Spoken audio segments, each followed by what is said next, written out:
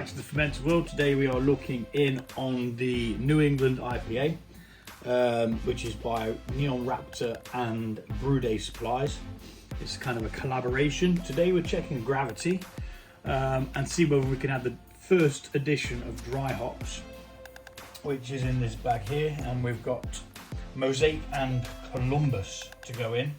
This has got a 2-part dry hop, so it says in the instructions, blah, blah, blah, blah, blah, blah. Once the fermentation is almost complete within 5 points of the final gravity or expected final gravity, add the hops, allow it to stand for 3 days. Then we're going to reduce the temperature to 14 degrees. So we're going to remove those hops, reduce the temperature to 14 degrees, which means I'm going to put it in my little storage where I keep all my beer and mead and stuff like that. And then we're going to add the other hops, and that goes in for 4 days. So quite a lengthy process, but even with dry hopping, but you got to do what you got to do, and that's what it says to do. So that's what we're going to do. I need somewhere where I can place this lid. Right, so let's crack it open and see what we've got. Oh, we've still got a lot of foam on the top of that, to be honest. So this is day 6 of the fermentation. So very carefully, I'm going to cut past that protective layer, and we're going to get ourselves a sample. Final gravity is meant to be, I think it's 17 for this one, which is quite high, but it adds a bit of sweetness to it, you see. Final gravity is 1.017, yeah. Oh, I think it's actually yeast at the top here. Must be a top fermenting yeast.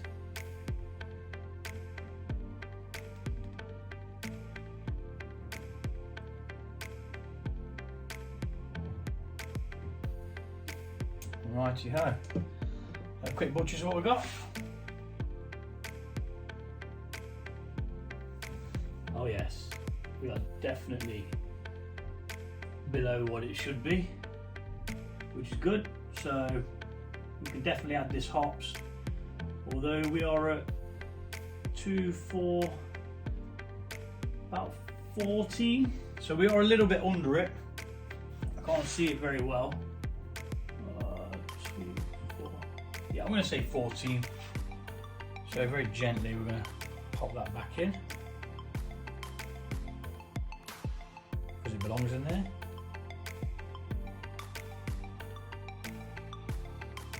Should have had a little taste, but I'm not going to prat about now. So what we're going to do is, now we're finished with these, we can just pop them in there for now. I'll wipe the top of that in a second. I'm going to get this hop bag. We are going to open up said bag, put it into the jug here, like that, and then we just add the hops, then tie the bag up. As usual, I don't have a pair of scissors to hand because people will steal my scissors. Failed to find any. I did have a pair that I kept in here deliberately away from everybody, but they seem to have found them. Let's try and open the bag. Oh yeah, we got it.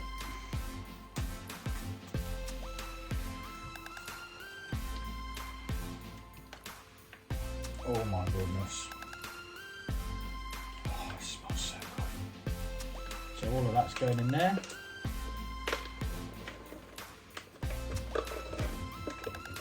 The reason why I use a hot bag is because I hate having to clean out the bottling one, because I bottle condition mine, you see. The hops normally would sink to the bottom, but this just makes sure that we're not going to be in a bother when it comes around to bottling. So I'm going to spread that out, lay it on the top. I'm going to actually push this in because I want it to go past that so that it definitely sinks. There we go. We're not going to bother with that anymore. And lid back on. And that is all we're doing today for this one.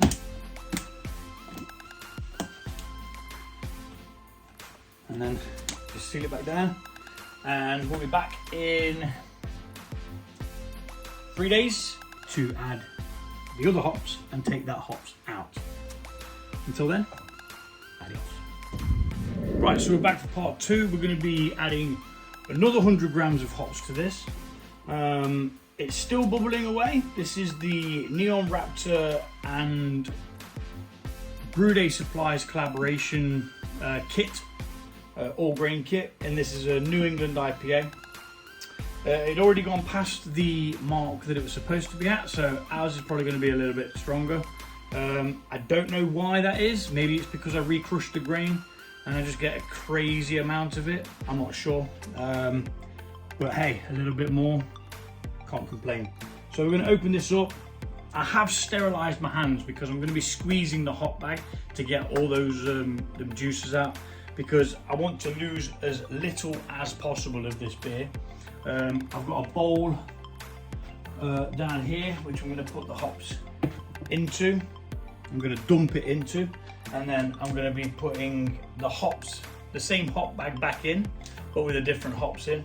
It shouldn't cause any contamination issues because the bag's already been in there. That's my theory anyway. You might want to re-sterilize it if you ever do this, but that's totally up to you. For me, it's just going in.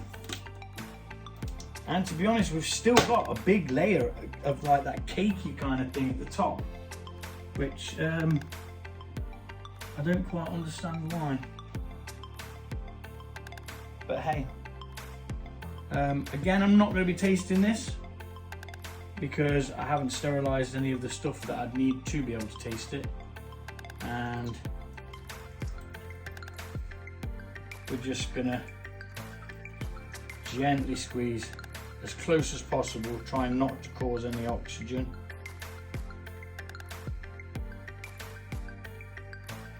And slowly squeeze all the hoppiness out.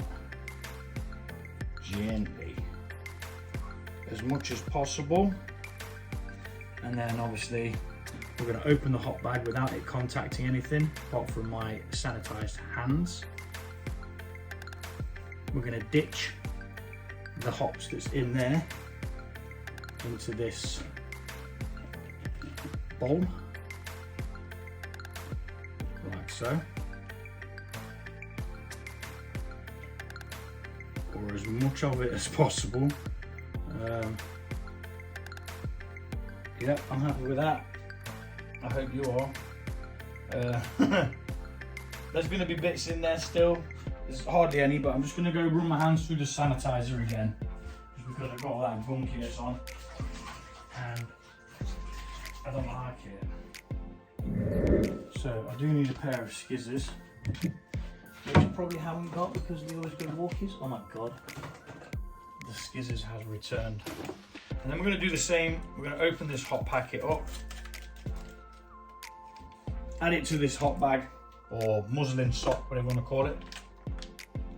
Oh, I always love a good old sniff of it. Break it up as much as you can so that it can move around so it's not all in clumps. And then into your sock. Not a real sock, a muslin sock. And once again, we're gonna loosely tie this knot so that we can get the hops out after. I have tried reusing these bags. They don't really reuse very well because you can never actually get the hops fully out of them. And then obviously that's gonna go in there, and I'm just gonna place it in, give it a bit of general persuasion to maybe sink. And then we're going to put the lid back on. bada bomb, bada bing. The next video of this will be it going to be bottled. So where this is going now, this is going into a cooler environment now. It's going to move out to what I call the store, which is where I store my beer and mead. It's a lot cooler out there. This time of year, it's about 14 degrees, which is exactly what we need this to be down at for this part of the dry hop. So I'm going to move it into there, and you'll see me again when we come to bottle it. Thanks for watching, and I'll see you soon.